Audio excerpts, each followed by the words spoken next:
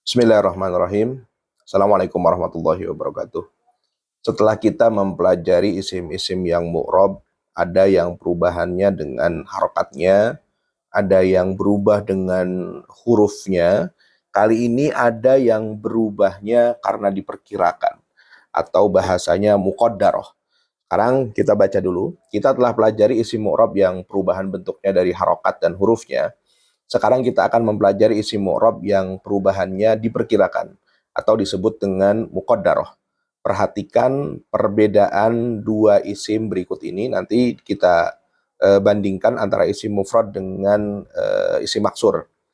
Perhatikan isim mufrad dulu. Pertama, al-ismul mufrad wa alamatuhu. Dalam keadaan marfu, al-kitabu jamilun, alamat rofa'nya adalah dhammah zahirah. Kemudian niltul kitaba, dan dia mansub, alamat nasabnya adalah fathatun zahiratun. Minal kitabi, dia majrur, alamat jarnya adalah kasratun zahiratun. Ciri dari isim mufrad di atas adalah ciri rofa'nya adalah dhammah yang nampak, maka disebut dhammatun zahiratun. Ciri nasabnya adalah fathah yang nampak, maka disebut fathatun zahiratun.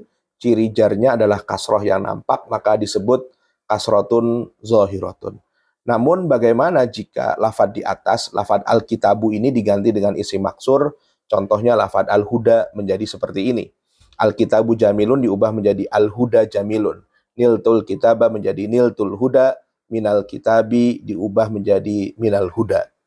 Nah, pertanyaannya, lalu apa ciri rofanya, nasobnya, dan jernya dari isim di atas, dari isim maksur di atas? Mengapa harokat domahnya, fathahnya, dan kasrohnya tidak terlihat? Maka jawabannya, ciri rofanya adalah domah yang diperkirakan. Maka disebut dommatun muqaddarotun. Maka kalau terlihat zohirotun, kalau diperkirakan muqaddarotun. Begitu. Kemudian ciri nasobnya fathah, tapi diperkirakan, maka disebut fathatun muqaddarotun. Ciri jarnya adalah kasroh yang diperkirakan, disebut dengan kasroh muqaddarah.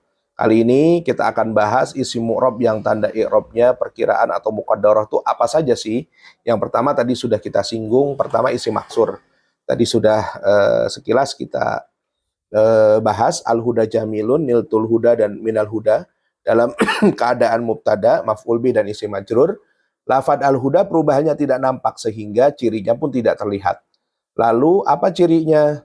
Cirinya tetap sesuai dengan ciri dasar, yaitu alamat rofanya domah, nasobnya fathah, jarnya kasroh. Tetapi diperkirakan atau muqaddarah. Nah, perkiraan ciri tersebut berada pada huruf yang terakhir, yaitu alif. Ingat, lafad al-huda di atas, diakhiri huruf alif, bukan iya. Walaupun bentuknya seperti iya, tapi dia disebut dengan alif. Alif maksurah tentunya. Kesimpulannya, ciri dari isim maksur adalah ciri rofanya adalah domah yang diperkirakan dengan alif. Bahasa i'robnya, bahasa mengi'robnya, wa alamatu raf'ihi dommatun muqaddaratun alal alif. Ciri nasobnya adalah fathah yang diperkirakan dengan alif. Bahasa mengi'robnya, wa alamatu nasbihi fathatun tapi muqaddaratun alal alif. Kemudian ciri jarnya adalah kasroh yang diperkirakan dengan alif. Bahasa mengi'robnya, wa alamatu jarrihi kasrotun muqaddaratun alal alif. Kemudian timbul pertanyaan, lafad al-huda dalam keadaan rofa, nasob, dan jar kok tidak mengalami perubahan? Bukankah isim yang tidak mengalami perubahan itu disebut isim mabni? Kita sudah pernah belajar isim yang berubah namanya mu'rab, isim yang mabni adalah isim yang tetap atau tidak berubah. Nah, maka jawabannya, lafad al-huda adalah kategori isim maksur. Isim maksur masuk kategori isim mu'rab. Kenapa? Karena ketika diubah menjadi musanna, isim tersebut tetap mengalami perubahan dalam keadaan rofanya, nasob, dan jernya. Dalam keadaan rofa al-huda musannanya al-hudayani, nasobnya hudaya ini, jarnya hudaya ini. Adapun isim maksur yang masuk kategori isim ghairul munsharif, maka ciri jarnya adalah fathah bukan kasroh. Contohnya lafad Musa. Kita tahu Musa ini bisa memiliki dua kategori, bisa disebut isim maksur dan juga bisa disebut isim ghairul munsharif, walaupun dia juga disebut mufrad tentunya.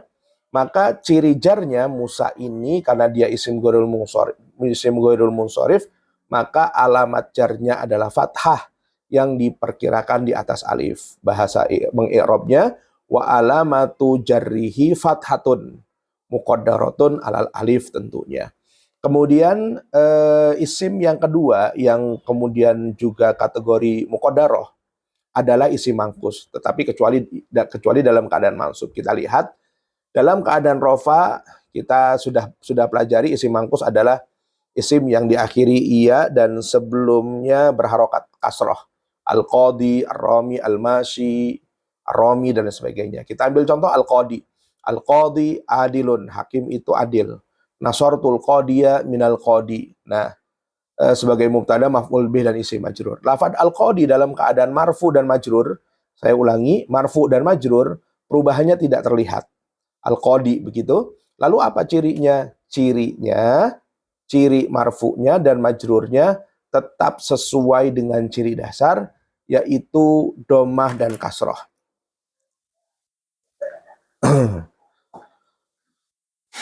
Saya ulangi, tetapi dia domah dan kasrohnya diperkirakan atau disebut muqaddarah.